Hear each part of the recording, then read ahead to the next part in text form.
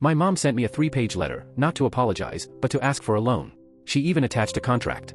That's when I realized they'd never see me as family, just a wallet with a pulse. I never thought one night would split my life in half, but that's exactly what happened. It started with the crash. 1 second, I was debating dinner, rotisserie chicken from the grocery store or maybe tacos through the drive-thru. The next second? Silence. No screeching tires, no dramatic movie-style screams. Just the sickening crunch of glass and the explosion of airbags. When I opened my eyes, I was upside down, dangling from my seatbelt like some broken puppet. The windshield was a spiderweb of cracks, and through it, I saw a stop sign I must have blown right past. I remember the taste of blood in my mouth, metallic and thick. My temple was bleeding into my eye, and every blink stung. Then, a stranger's voice. A door opening. "Can you hear me?" they asked. I nodded. My throat was too raw to answer. That's the last clear memory I had before it all blurred, sirens, the sting of iodine, painkillers pulling me under. When I came back to myself, I was in a hospital bed. The air smelled like antiseptic and stale sheets. A nurse told me my list of injuries like it was nothing: dislocated shoulder, 2 cracked ribs, mild concussion. Mild, that was the word they used. I couldn't even sit up on my own, but sure, let's call it mild. They said I was lucky. I didn't feel lucky. I felt abandoned. Once I was moved out of the ER into a normal room, I kept staring at my phone. Waiting. Someone in my family had to know, right? News travels fast, especially in families. Maybe Dad got a call. Maybe my sister Carly heard from someone. Surely my mom. Surely someone.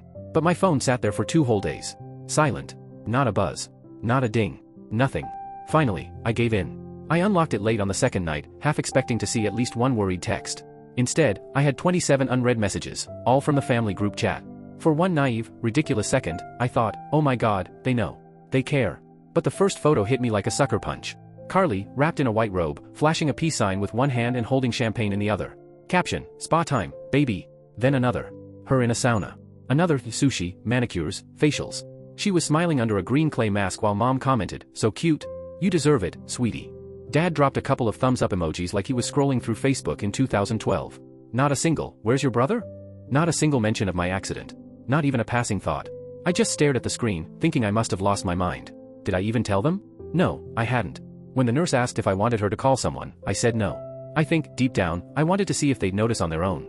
If they'd reach out without needing me to remind them I existed. They didn't. 3 days. 3 days of being hooked up to machines, rib stabbing every time I took the deep breaths the 2 young physical therapists insisted on.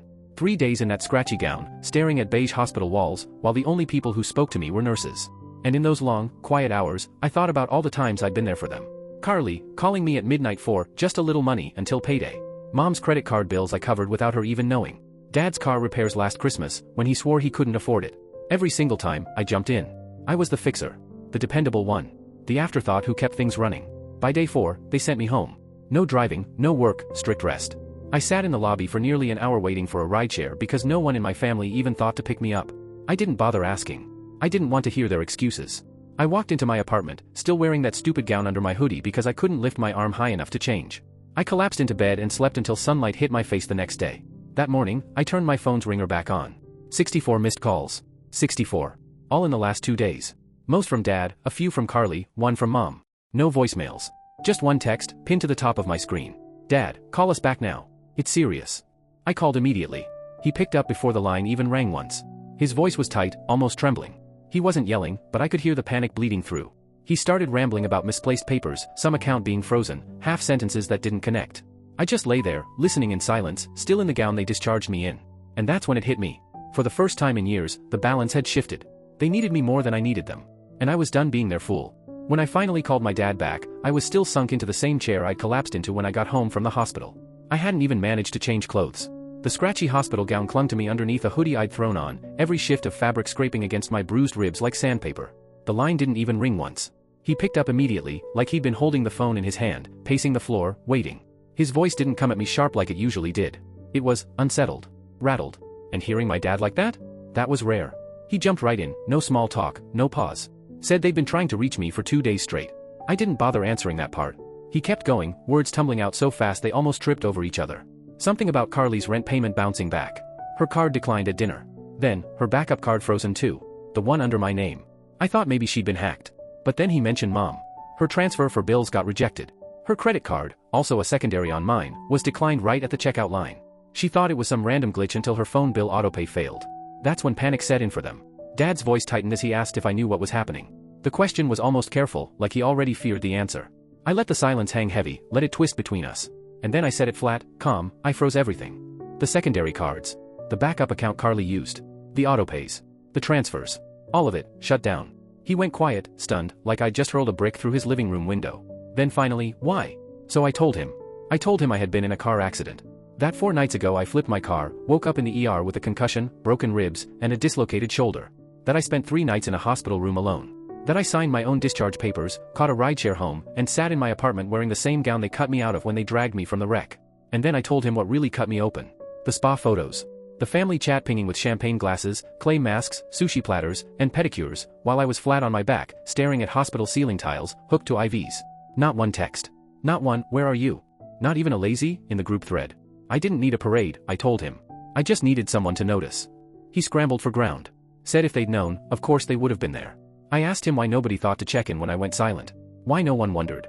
I told him the truth, that they didn't notice because they didn't care. Not really. That's when he shifted gears, slid into defense mode like it was second nature. Carly had been under a lot of stress lately. Mom had her own issues. The spa weekend was therapy for Carly's anxiety. And then, he actually said it, maybe I should have reached out. That was it. The last straw. I've always been the one reaching out, I snapped. I've always been the one picking up the pieces. Carly's rent? I paid it 4 times. Mom's debt? I helped her consolidate. Your medical bill last year? Covered it, didn't even get a thank you.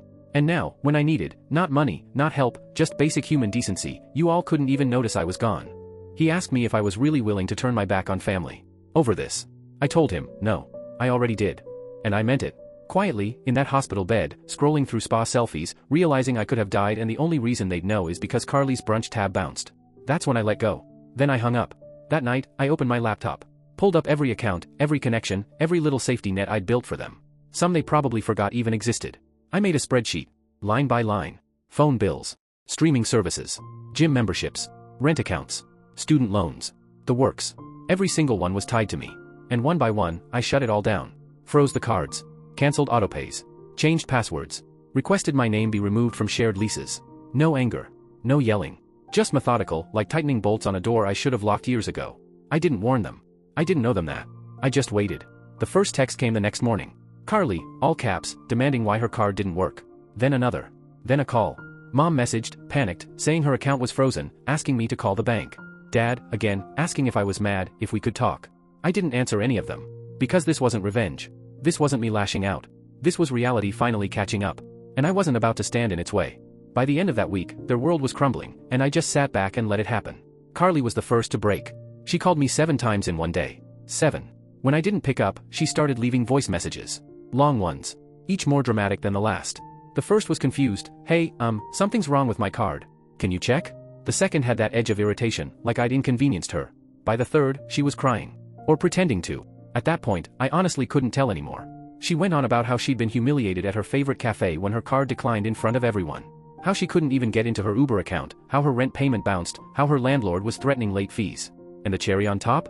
The spa she loved so much charged her a cancellation fee she couldn't afford. I listened to every single message. And I didn't respond to a single one. Then came Mom. She texted like nothing had happened. Said she didn't understand why her bank was acting weird and asked if I could help sort it out. No apology. No mention of the accident. Not even a, how are you? Just straight into it, like I was her personal IT guy. I ignored her. The next day she sent 3 more messages. Each one colder than the last, starting off polite, shifting to pushy, and ending sharp enough to cut. And then Dad. The only one who tried to sound reasonable. He left me a voicemail that Saturday morning. His tone was calm, measured, almost like he was rehearsing. Said he understood I was upset, but that freezing everything was a big overreaction. Carly, according to him, was just careless sometimes. Mom? Just distracted. And me? Well, it wasn't fair of me to cut them off like that without warning. That's when it hit me. They didn't see this as me reclaiming what was mine. They saw it as betrayal. And that told me everything I needed to know. A couple days later, Carly showed up at my building. She buzzed 3 times. I didn't answer. She texted from the lobby, I just want to talk. I stayed quiet. 10 minutes later, I saw her car pull away through the blinds. No follow-up text. Because she didn't want to talk. She wanted access. She wanted her life unfrozen, not the truth. That Monday, the bank called me. Apparently Carly had tried to push through a transaction using my old joint card, the one I'd already killed. The bank flagged it. Asked if I wanted to report it as fraud. I didn't. I just told them to keep the freeze in place and monitor further attempts. Then, silence. For a few days, everything was quiet. Too quiet. Until the group chat pinged. Mom this time. Can we please be adults and talk this out? Polite. Guilt-wrapped. Empty. Not a word about the hospital. Not a word about how much I'd carried for them all these years. Just another way of saying, fix this for us. I ignored it. 2 hours later, Dad called again. This time, I answered. He didn't yell. His voice was careful, tiptoeing like he was on thin ice. He said they'd all been under pressure, Carly with her stress, Mom being distracted. He said I'd always been the strong one. That they needed me to come through again. That word. Needed. I let him talk. 5 full minutes of excuses and soft manipulations. He probably thought I was softening. Then I cut in with one question. When was the last time any of you did something for me? There was silence on the line. A long one. Then finally, he said, that's not how families work. And there it was. The truth, plain and ugly. That was the moment I knew this wasn't just a phase. This was permanent. For years, they'd mistaken my silence for consent. They'd confused my generosity with obligation. They thought blood meant ownership. Not anymore. I didn't scream. I didn't threaten. I just told him, calm and steady, the support is over. I'll handle my life. You can handle yours. He tried to protest, but I ended the call before he could finish. It wasn't anger anymore. It was clarity. And in that clarity, I could already see the collapse beginning. 3 days after I pulled the plug on everything, the fallout really started to show. I didn't notice at first. What tipped me off was the silence. Carly's Instagram, completely dead. No stories, no posts. That girl used to document everything. She'd post when her latte foam made a heart shape, when her nail polish chipped, when she sneezed. So yeah, silence? That was unusual. I checked out of curiosity. Her page was still up, but stripped bare, no profile picture, no posts. An hour later, gone. Deleted. That's when I knew her glossy little spa luxury life was crumbling. Meanwhile, Mom was doing what she always did, pretend. She started popping into the family group chat like nothing had happened. Sending a fun little article about fall soups. Dropping a nostalgic, who remembers this song? She even sent a selfie with a pumpkin candle behind her, captioned, getting cozy. Nobody replied. Not even Dad. Then, because of course she had to go theatrical, a letter showed up at my apartment. Not a text, not an email. A physical envelope in her precise cursive. The thing was thick, like a wedding invitation. Inside was a 3-page handwritten note. It read like one of her melodramatic speeches. She talked about tension in the family, about hoping we could find our way back. She said she was proud of me, that I'd always been the responsible one. The glue. Then came the ask. She and Carly were in a complicated situation and needed, of course, help. A temporary loan. But here's where it got truly insane. She'd included attachments. Screenshots of Carly's bank account, negative balance, overdrawn by $418.72. A printed credit card statement showing nearly $3 grand in charges, designer handbags, car payments, a spa membership she forgot to cancel. And at the bottom, a contract. An actual typed loan agreement with interest rates, a payment schedule, signature lines, and even a space for a witness. A contract. For me. The same guy who quietly paid her rent 6 times without ever asking for a thank you. I sat there staring at that stack of papers, feeling this mix of disgust and disbelief. It wasn't just insulting, it was deranged. Like they were living in some alternate reality where I was still their ATM, and the only problem was that I needed better paperwork. I didn't respond. That night, around 9:30, I heard a knock on my door. Not the buzzer downstairs, a real knock. Nobody knocks that late unless it's trouble. I peeked through the peephole, and froze. It was Josh. Carly's ex. I hadn't seen him since they split 2 years ago. I opened the door, and he already looked like he regretted being there. He shifted awkwardly and said Carly had given him my address. She told him I was going through something and that she needed his help. She painted me as unstable, claimed I'd suddenly cut everyone off and left her stranded. I asked him straight out, is she staying with you? He shook his head. Said she tried, but he wasn't falling for it. Then he dropped the bomb. She's at your mom's place. On the couch. And they're telling people you had a breakdown. I didn't answer. My chest went cold. He kept talking. Said at first he didn't believe her. But when he heard how she was spinning it, that I snapped after some small family disagreement and cut them off because I couldn't handle stress, he decided to come to me directly. So I told him everything. The crash. The hospital. The silence. The years of money flowing out of my pocket into theirs. The freeze. All of it. Josh listened. Quiet. No excuses for her. No defense. When he left, I figured that was it. But the next morning, my phone buzzed. A text from him. A screenshot. It was a Facebook post from my mom. Please keep our family in your prayers. Some people lash out when they're in pain. We're trying to stay strong through a very difficult time. Dozens of comments. Sending love. Hope everything is okay. You're such a strong mom. And that's when it hit me. They weren't just ignoring the truth. They were rewriting it. They were building a brand new story, one where I was the unstable, emotional villain. They couldn't use my wallet anymore. So now?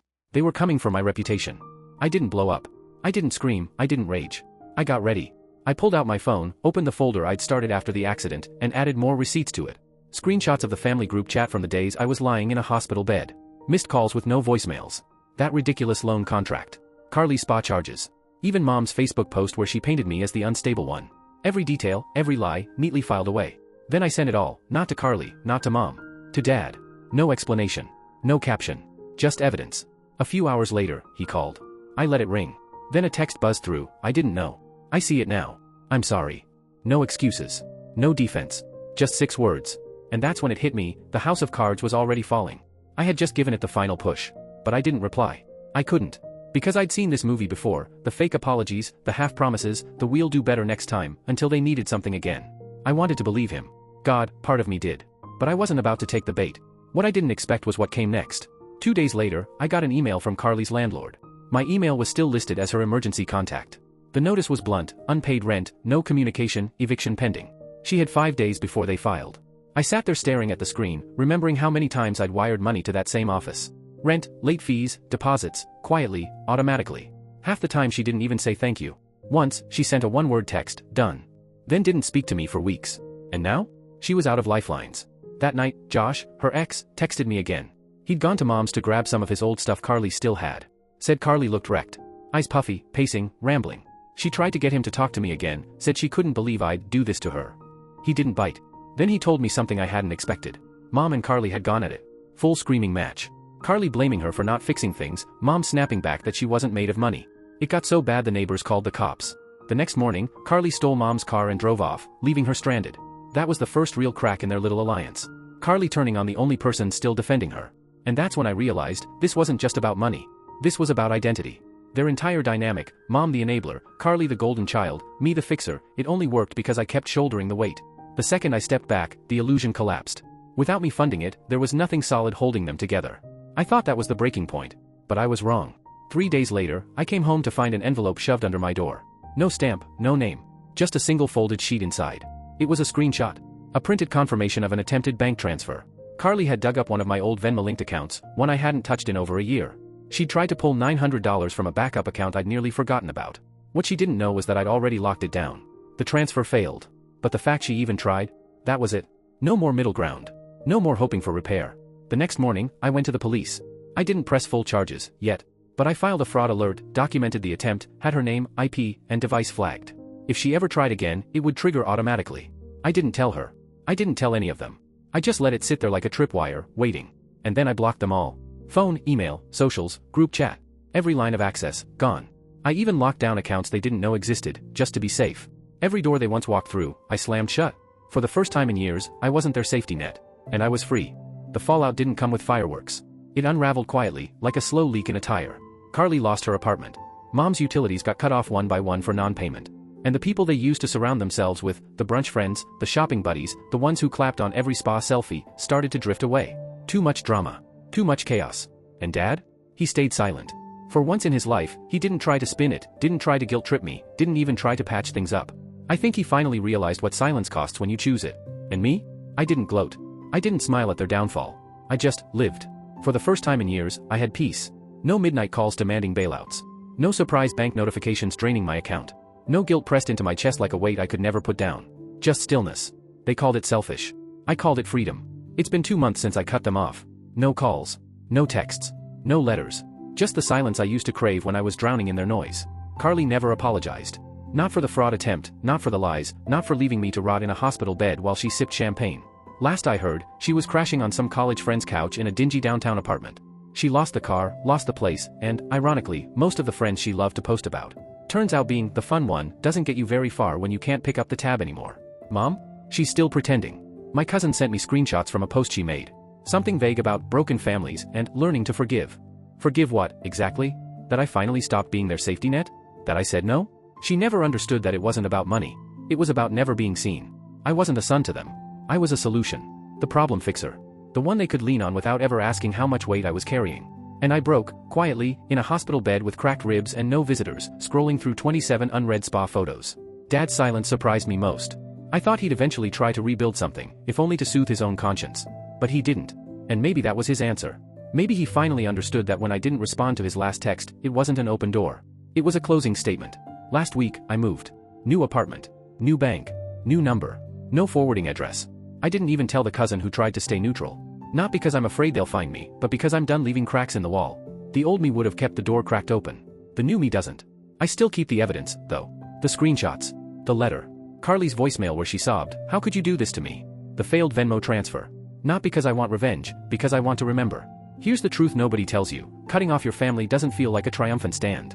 It feels like grief. Like mourning something that never existed the way you needed it to. But grief gets quieter. And every day my phone stays silent, that silence feels a little less like loss and a little more like safety. They spent years believing I'd always rebuild the bridge no matter how many times they burned it.